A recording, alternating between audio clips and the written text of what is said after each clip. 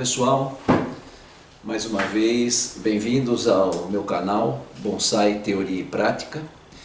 E eu gostaria de falar hoje com vocês a respeito de um assunto até certo ponto polêmico na arte do bonsai, mas que na agricultura de um modo geral, né, mesmo na agricultura familiar ou na agricultura de grandes plantios, a correção da acidez do solo, ela é uma prática comum, necessária, para que a produtividade seja maior dessa plantação. Mas na área do bonsai eu não vejo esse assunto fluir com facilidade, porque me parece que existe, e é bom que isso aconteça, um cuidado para que a gente não cometa erros, né, na hora de aplicar um corretivo, um produto qualquer nos nossos vasos, né, de bonsai, porque o ambiente é pequeno e é óbvio o risco é maior. Porém, eu acredito que a correção da acidez do solo, ela torna-se necessária para as nossas plantas, porque conforme eu vou mostrar nesse vídeo, a partir de alguns estudos que fiz, escutando muitos agrônomos falarem sobre o assunto da correção da acidez do solo e a disponibilidade dos nutrientes, eu acredito que para nós que gostamos de bonsai, é fundamental a gente ter algum conhecimento sobre um procedimento chamado calagem, né, que é a utilização do carbonato de cálcio e do carbonato de magnésio na correção da acidez do solo dos nossos bonsais. Por quê? Porque vocês vão ver, né, que a prática da agricultura é uma prática acidificante, tá certo? A chuva acidifica o meio, a própria rega, né, vocês vão ver que através das reações químicas o meio fica ácido. Então, ao longo do tempo, com as práticas de adubação, da rega, da ação de micro-organismos, o substrato necessariamente fica ácido. E essa acidez pode chegar a um ponto que, por mais que você adube o bonsai, por mais que você ofereça nutrientes, se a acidez estiver no limite intolerável, essa disponibilidade dos nutrientes não estará presente. Eles estão lá no meio, no substrato, os nutrientes estão presentes, mas não disponíveis. A raiz não consegue utilizá-los. Então, pessoal, vamos assistir esse vídeo, vamos refletir, tá? E quem sabe a partir disso começar a fazer algum tipo de experimento com cuidado, com cautela em algumas plantas, para a gente perceber até que ponto a calagem pode trazer resultados altamente positivos para os nossos bonsai. Ok, gente? Vamos lá então? Vamos lá então, pessoal, entendendo a importância do pH na fertilidade do substrato. A gente sabe que o solo é composto de vários elementos químicos. Dentre eles destacam-se o cálcio, o magnésio, o potássio, o alumínio e o hidrogênio, ok? Por que eles são chamados de cátions, né? O cátion nada mais é do que um átomo, né? Um íon que perdeu um elétron, então a quantidade de elétron ficou menor e por isso ele é chamado de cátion, né? Quando o íon ele ganha um elétron, ele é chamado de ânion. Então esses com cargas positivas que perderam um elétron são chamados de cátion. Uma planta necessita que este e outros elementos químicos estejam não somente presentes, mas principalmente disponíveis no substrato. Não adianta a gente ter um substrato rico em nutrientes, porém esses nutrientes, por conta do pH, não estão disponíveis à planta. Vamos entender mais à frente. O que é CTC? Que é um termo muito usado na agronomia, no cálculo da fertilidade do solo. Nada mais é do que a capacidade de troca catiônica, tá certo? Quanto maior a capacidade do substrato de fazer troca catiônica, muito melhor. Tá? Porque a planta precisa, as raízes da planta precisam que haja grande troca de cátions. para que ela possa absorver os nutrientes, tá? Então a capacidade de troca catiônica refere-se então à capacidade de troca de cátions que o substrato possui. Ou seja, não adianta ele possuir apenas e não ter a capacidade de trocar. Então essa capacidade de troca é importantíssima para a nutrição das plantas e, óbvio, dos nossos bonsais. Vamos continuar. O solo ele pode ser então arenoso ou argiloso. O solo arenoso, pessoal, é um solo que tem baixa capacidade de troca catiônica. Ao contrário, já o solo argiloso, ele tem maior capacidade de troca catiônica. Então, portanto, ele é um solo mais fértil. A matéria orgânica que pode estar presente tanto no arenoso como no argiloso, ela também faz parte do solo e tem alta capacidade de troca catiônica, ok? O que é saturação de bases? Lembra daqueles 5 elementos que eu falei no começo? Né? Os cátions, cálcio, magnésio, potássio. Aqui eu tirei o hidrogênio e o alumínio, que eles não são considerados nutrientes. O cálcio, o magnésio e o potássio, a soma deles, né? Ou seja, a participação deles no substrato, né? nos nutrientes presentes no substrato, deve estar em torno de 60% a 70%. Essa é uma boa saturação dessas bases aqui, esses valores de 60% a 70%. E cada um deles tem uma participação maior. Por exemplo, o cálcio, dentro desses 60% a 70%, 50% a 60% deve ser de cálcio, 10% a 15% de magnésio e 3% a 5% de potássio. Veja só a importância do cálcio, tá? E do magnésio, mas principalmente do cálcio, na fertilidade do substrato. Então vamos lá, se a gente tiver 2 compartimentos, 2 vasos, vamos chamar assim, um tem 20% de areia, 20% e 80% de argila. E o outro ao contrário, ele tem 20% de argila e 80% de areia. Qual deles tem a maior capacidade de troca catiônica? Qual deles, portanto, será mais fértil para as plantas? É óbvio, né, que o solo que tem mais argila, porque nós falamos aqui que a argila tem maior capacidade de troca catiônica. Então, esse substrato aqui, no caso, seria muito mais fértil para as plantas. Vamos lá, pessoal. Então, dentro do substrato, né, você tem, quando a planta está dentro de um vaso, com as raízes imersas no substrato, nesse substrato você tem a fase sólida e a fase de solução, que é aquela que acontece na presença de água, tá certo? Vamos pegar aqui uma partícula de argila e uma partícula de matéria orgânica, ok? Todas essas partículas são carregadas com cargas negativas, ok? Ou seja, elas atraem cargas positivas. Então vamos lá. Na fase sólida, você tem esses elementos químicos aqui dispersos na solução. Você tem amônia, tá? Você tem potássio, cálcio, tá? Tem nitrato, alumínio, magnésio, okay? Tem o enxofre, tem fósforo, enfim. E o que vai acontecendo então nessa solução quando você tem uma alta capacidade de troca catiônica? O que vai acontecendo é isso, que essas cargas negativas atraem a carga positiva e vão retendo nas partículas para disponibilizar para a planta quando necessário. Olha só, você tem então uma carga positiva se combinando com uma carga negativa, outra carga do potássio se combinando com a carga negativa do substrato, ok?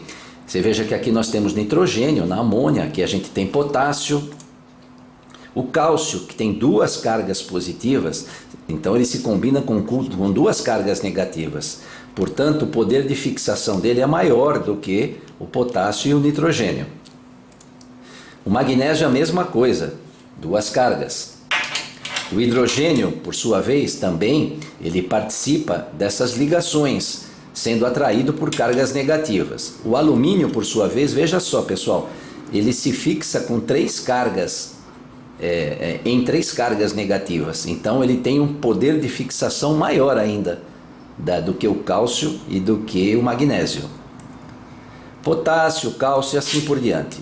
Então, vocês vejam que nesse substrato aqui, né, como ele tem uma alta capacidade de troca catiônica, né, toda vez que a planta utilizar um elemento aqui, vamos supor que a raiz daqui tirou um íon de potássio, a raiz consumiu, o que que acontece? Trocas, né? Então, esse íon vem para cá, tá? A fim de repor essa fração positiva que saiu aqui dessa solução. E assim por diante com outros elementos, tá certo? Então essa é a tal da capacidade de troca catiônica, onde a gente considera, para fazer o cálculo, né, apenas o potássio, o cálcio e o magnésio, para saber se o substrato tem uma alta capacidade de troca catiônica ou não. São esses elementos que entram no cálculo, esses três. Vamos lá, pessoal. O que é o pH, então? O pH é chamado de potencial hidrogeniônico. O pH ele vai de 0 a 14, menor que 7 ele é considerado ácido, 7 neutro e maior que 7 alcalino. No Brasil, os solos, 90% dos nossos solos são ácidos, ou seja, eles têm pH menor que 7. Por que acontece isso?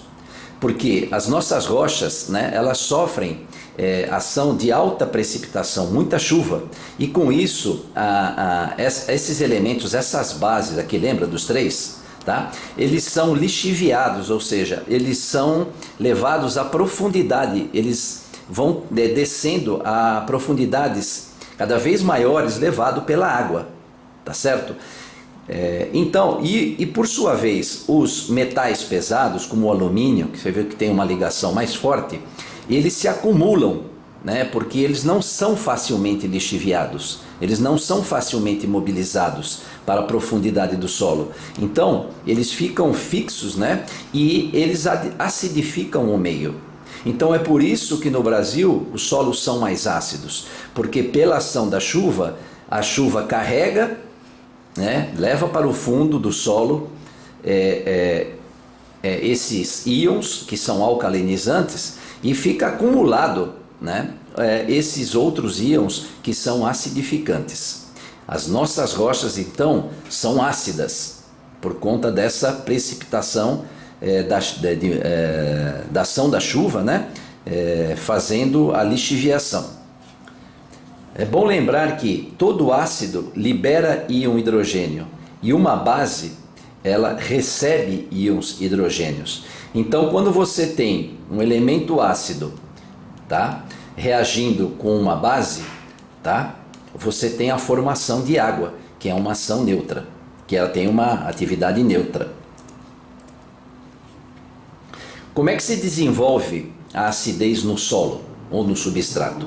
O primeiro elemento, tá, é pela chuva ou pelas regas, né? Então, se a gente que tem um bonsai tem o hábito de regá-lo demais, achando que é bom que a água saia bastante pelos drenos, etc., e você joga muita água porque o substrato ele é bem poroso, né? Ele não retém água, mas em compensação, se você regar demais, você está provocando isso, lixiviação, e está carregando para fora do vaso, óbvio, porque tem o seu limite, o vaso é pequeno, né? Vai sair pelos drenos esses elementos aqui importantíssimos para a planta. E ao contrário, vai se acumulando alumínio, tá certo? Manganês e ferro, que são metais pesados e que causam a acidificação do meio. Então, a água da chuva ou outro elemento que causa, outro fator que causa acidez no solo além da chuva. Tanto a água da chuva como a rega, tá? Ela dissocia o gás carbônico, tá certo? Então o que acontece? O gás carbônico ele está no solo, né? No substrato mesmo, tá certo? Porque ele faz parte da respiração da raiz, a raiz libera CO2, tá? E ele existe no ar. Então o que acontece? Quando esse CO2 interage, que está no solo e no ar, interage com a água, tá? O que acontece? É formado então esse elemento aqui, ok? E por sua vez vai ser liberado íons de hidrogênio, tá certo? E o bicarbonato. Então você tem o CO2 interagindo com a água e nessa interação você tem liberação de íons de hidrogênio, que são os causadores da acidez na solução. Vamos lá. Outro fator que leva à acidez do solo: a dissociação dos grupos ácidos da matéria orgânica, ou seja, toda vez que nós adubamos com matéria orgânica, o que não está errado, está correto, mas a gente tem que saber que o processo de liberação de nutrientes através da matéria orgânica, tá? Leva à liberação de íons de hidrogênio também. Então você veja, a lixiviação, a água da chuva arrastando esses nutrientes, a água da rega, né? A água da chuva ou da rega interagindo com CO2 libera hidrogênio, acidificando o meio, e os nutrientes orgânicos, tá certo? A matéria orgânica também, na sua decomposição, tá certo? Vai liberando íons de hidrogênio. Outra coisa, o alumínio presente, né, praticamente em todas as rochas, né, e portanto ele está no substrato. O alumínio, quando hidrolisado, veja só, gente, um íon de alumínio com a ação da água, tá certo, hidrolisando, havendo esse processo de hidrólise, você tem a formação desse elemento aqui, tá, o hidróxido de alumínio, ok? E libera 3 íons de hidrogênio, ou seja, um íon de alumínio interagindo com a água libera 3 íons de hidrogênio. Você veja como o alumínio, tá? Ele é prejudicial à planta. Por quê? Porque ele acidifica demais o meio.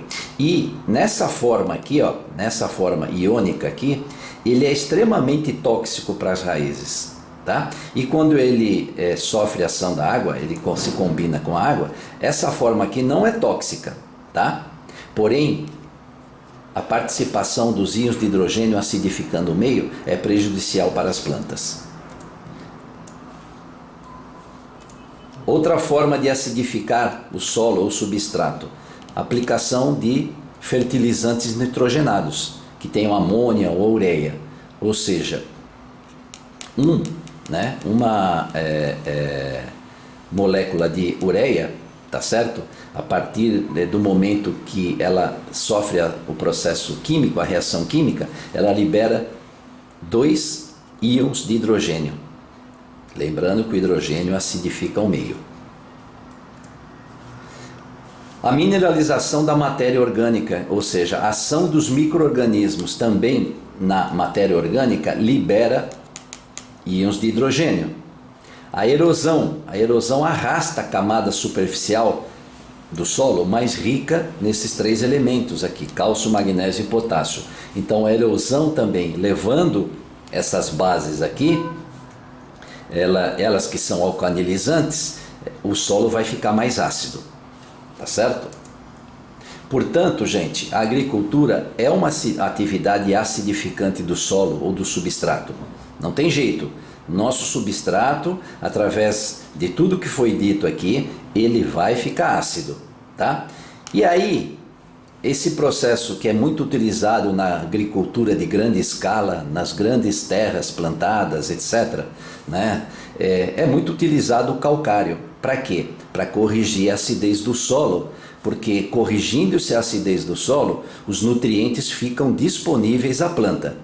Um solo muito ácido, você pode ter muito nutriente, mas eles não vão ser utilizados pela planta, eles não vão estar disponíveis apesar de estarem presentes. Então a pergunta que fica é a seguinte: será que vale a pena a gente pensar em começar a utilizar calcário com uma certa regularidade nos nossos substratos, para que os nossos bonsais se tornem mais saudáveis? Será que aqueles bonsais que estão parados e que a gente joga adubo e aduba, vai aumentando a adubação e eles não respondem? Será que o solo está muito ácido? E é por isso que os nutrientes não estão disponíveis às raízes da planta. Olha só que interessante, pessoal, esse gráfico. Aqui você tem o pH e aqui você tem a disponibilidade dos nutrientes. Você veja só, o pH abaixo de 7, então, aqui nessa faixa, ele é ácido. Então percebe que num pH mais ácido, com exceção desses íons metálicos aqui, ferro, cobre, manganês e zinco, e do alumínio, todos eles estão altos e eles são acidificantes, tá certo? E eles estão muito disponíveis a plantas em pH ácido. Olha só, tá vendo aqui, ó? Esses elementos e o alumínio, tá aqui o alumínio em vermelho, ó, eles estão altamente disponíveis à planta, acidificando o meio, tá certo? Em pH ácido. E em contrapartida, os outros elementos, molibdênio, cloro, fósforo, nitrogênio, enxofre, boro, potássio, cálcio, magnésio, em pH ácido, a disponibilidade é baixa. Olha só quando o pH vai aumentando, o que vai acontecendo? O alumínio, que é prejudicial às raízes da planta, ele vai diminuindo, esses íons metálicos também vão diminuindo e, ao contrário, esses nutrientes mais importantes à planta vão aumentando, na medida que você aumenta o pH. E chega-se numa faixa onde você tem uma boa disponibilidade de todos os nutrientes e o alumínio, gente, quase zerado. Então, quando você está nessa faixa de pH entre 6 e 7, você tem baixíssima disponibilidade de alumínio, que é o elemento mais acidificante do nosso substrato, tá? Você tem boa disponibilidade de potássio, cálcio, magnésio, nitrogênio, enxofre, boro, fósforo, tá? Molibdênio, cloro e também, que é importante, lógico, ferro, manganês, mas em concentrações, né, mais baixas, não tóxicas à planta, aqui, ó, nessa faixa. E se ao continuar aumentando o pH, o que vai acontecendo? Todos os elementos, com exceção do molibdênio e do cloro, começam a perder a disponibilidade, ficam pouco disponíveis, tá? Então é importante que a gente entenda que o pH do nosso substrato, do substrato do nosso bonsai, ele tem que estar variando dentro dessa faixa para que todos esses nutrientes, com exceção do alumínio, que é tóxico, que vai estar quase zerado, esses outros estão disponíveis à planta. Então de nada adianta você ter um substrato nessa faixa sólido e você ficar adubando a planta, porque ela não está brotando, ela não está crescendo, as folhas não estão com uma coloração bonita, enfim, você olha para o bonsai e parece que ele está parado. Não adianta adubar se você tiver com um substrato ácido. Quanto mais você adubar, mais jogar nutrientes orgânicos ainda, ou os elementos ricos em amônia, tá? Ou ureia, você vai acidificar mais ainda o meio e vai prejudicar mais ainda a planta. Então você aduba, o pH está ácido e a planta vai acabar morrendo, mesmo tendo um monte de nutriente que não vão estar disponíveis nesse pH. Então a calagem, ou quando a gente coloca o carbonato de cálcio, né, a tendência é levar o substrato para essa faixa onde os nutrientes estão disponíveis e a planta poderá utilizá-los. Então, o que é a calagem, né? A calagem é a utilização do carbonato de cálcio ou do carbonato de magnésio, os dois juntos, né? Existem produtos onde se vende carbonato de cálcio e carbonato de magnésio. O que acontece com o carbonato de cálcio? Ele reage com a água, liberando cálcio. Olha que interessante. Lembra que para o cálculo da capacidade de troca catiônica, o CTC, o cálcio é importante, tá certo? Vai liberar também bicarbonato e uma hidroxila. Lembra que a hidroxila se combinando com a água, se combinando com o íon de hidrogênio forma água, então essa hidroxila vai anulando essa acidez do substrato quando ela reage com o hidrogênio. Tá? Então você imagina que quando você faz a calagem, você vai começando a utilizar esse íon de hidrogênio nessa reação, formando água, que é neutra. Ok? Então o pH vai diminuir, vai aumentando, porque a quantidade de hidrogênio vai diminuindo. O cálcio, esse cálcio aqui disponível, ele compete com o alumínio lá naquela ligação do substrato que eu expliquei anteriormente. Lembra que o alumínio ele se fixa fortemente? Então, quando você tem bastante cálcio, ele vai competir com o alumínio, diminuindo a disponibilidade do alumínio e, consequentemente, diminuindo a acidez e a toxicidade do substrato. Lembrando que a ação da calagem, ou seja, para que o carbonato de cálcio ele libere essas hidroxilas e o cálcio, é preciso água, precisa ter água. Então, pessoal, como já foi dito anteriormente, os solos eles do Brasil eles são ácidos, então eles têm componentes ácidos. Já os corretivos, para corrigir essa acidez, eles são componentes básicos ou alcalinos. Como já foi dito, todo ácido libera hidrogênio. E os corretivos, por sua vez, têm esse radical hidroxila que, se combinando com o hidrogênio, ele neutraliza a ação do hidrogênio, formando água, tá? Que é um elemento neutro. Outro fator importante, né, na correção da acidez do solo, além de neutralizar íons de hidrogênio na solução, você também tem a combinação dessa hidroxila com o íon de alumínio, né, formando hidróxido de alumínio, que não é tóxico. Esse íon é tóxico, essa molécula aqui agora não é tóxica, o hidróxido de alumínio. Então vocês vejam a vantagem. Além de corrigir a acidez do solo na solução, do substrato na solução, ele também vai neutralizar o íon de alumínio que está agindo de forma tóxica nas raízes da planta. Então são dois benefícios: corrigindo o íon de alumínio, tá certo? Ou neutralizando a ação dele quando forma esse complexo, e neutralizando os íons de hidrogênio. Quais são os efeitos então da calagem, né? Quando você utiliza o carbonato de cálcio em combinação com o carbonato de magnésio. Primeira coisa é fornecer suprimento de cálcio e magnésio, né, para as plantas. Como já foi dito, o cálcio, o magnésio e o potássio fazem parte, né, da capacidade de troca catiônica. Então ele aumenta a fertilidade do solo, o fornecimento de cálcio e magnésio. Segunda, a calagem ela reduz a absorção de alumínio, de manganês e de ferro, que são íons metálicos pesados, né, e tóxicos para a planta, principalmente o alumínio, que gera muita acidez. Maior disponibilidade de nutrientes para raízes, conforme foi mostrado no gráfico. Maior aproveitamento do fósforo, do potássio, do enxofre, do molibdênio, na presença desses elementos básicos.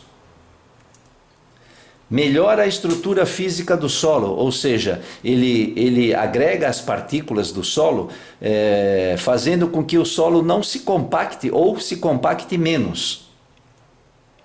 Aumenta a atividade dos micro-organismos, havendo maior fixação do nitrogênio.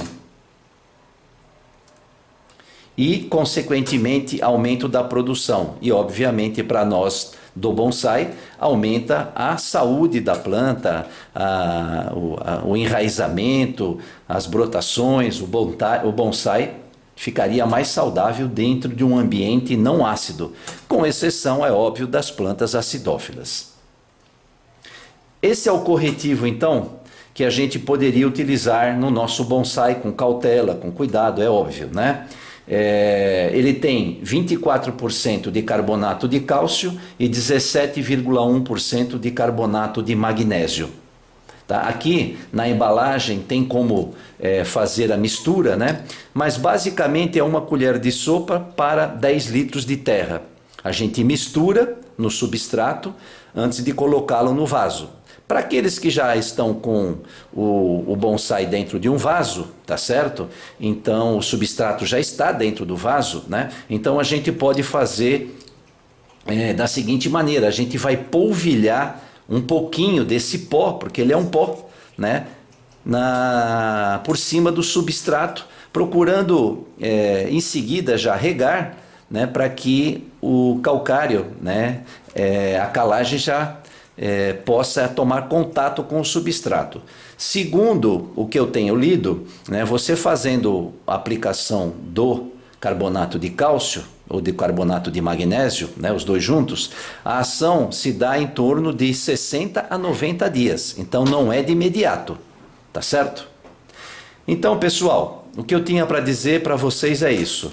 Eu espero que fique claro que eu não estou aconselhando ninguém a fazer calagem, a jogar carbonato de cálcio no seu bonsai, mas eu estou pedindo que a gente faça uma reflexão, que a gente pense bastante até que ponto a gente está tendo problemas com os nossos bonsai que não se desenvolvem, tá certo? Que estão parados, bonsais que morrem, né? A gente adubando cada vez mais algum tipo de bonsai que não apresenta resposta, e num ambiente extremamente ácido, a gente não vai conseguir bons resultados.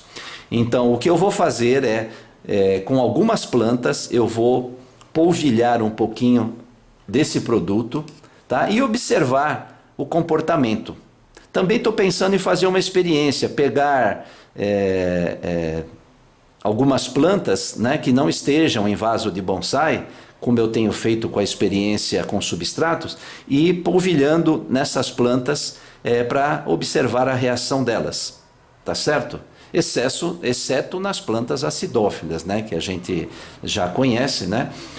Então, no caso, não seria interessante fazer a calagem. Perfeito, pessoal?